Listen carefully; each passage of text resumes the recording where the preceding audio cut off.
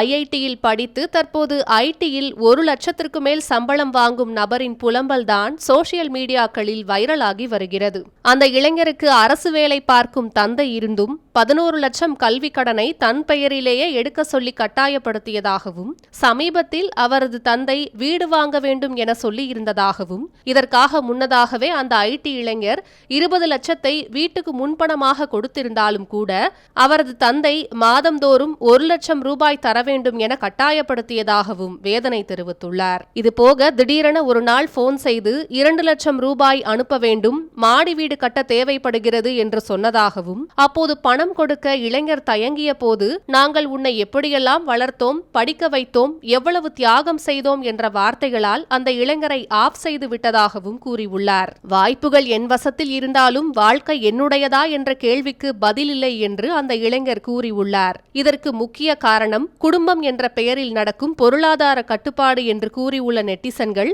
இது வெளியில் வன்முறையாக தெரியாததாலும் உள்ளுக்குள் சம்பந்தப்பட்டவரின் சுதந்திரத்தையும் எதிர்காலத்தையும் இது அழித்துவிடும் என்று கூறியுள்ளனர்.